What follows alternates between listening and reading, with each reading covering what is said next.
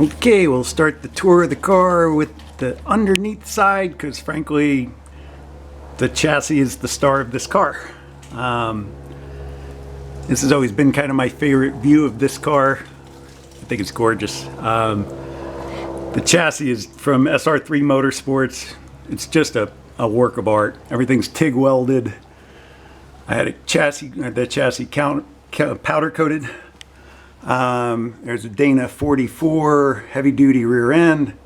There's the really nice trellis style mount for the differential and for relocating the rear suspension. The half shafts have been beefed up because originally the C4 half shafts, the yokes on them were aluminum ears, and I guess from the torque I was actually starting to ovalize the holes in the ears. So a year ago I started getting a kind of a clunking sound. We realized what it was, and we replaced the aluminum yokes with steel, so they stand up to the torque much better now. There's the adjustable thumb screws for changing the compression and rebound settings. You just simply turn them. They're detent positions.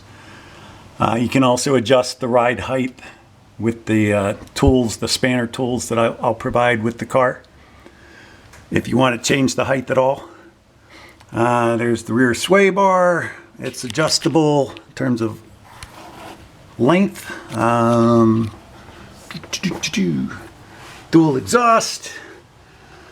Got the, let's see, here's a real nice little feature. I wired in a kill switch to the fuel pump, and it's hidden under the switch itself is hidden under the seat, so you can't really see it. It's the nearest thing I came to an anti-theft device.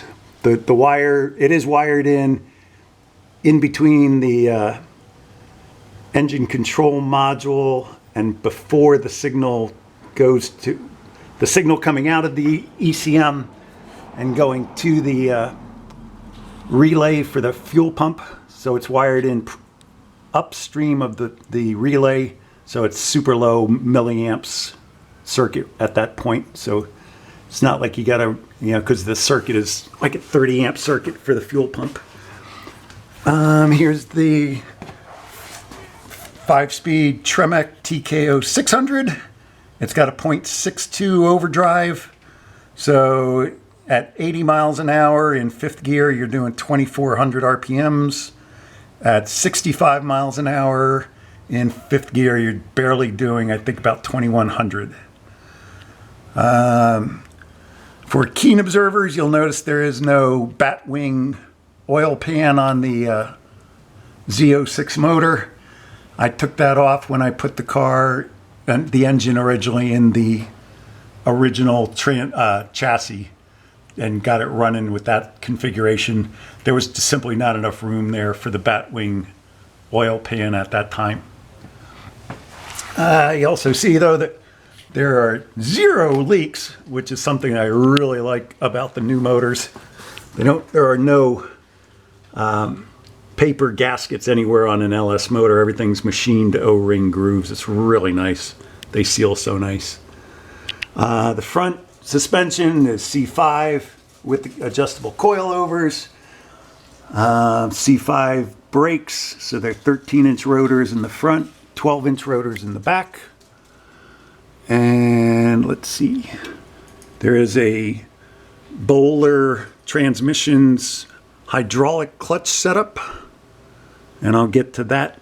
I'll get to the master cylinder in a minute when we go look at the engine compartment.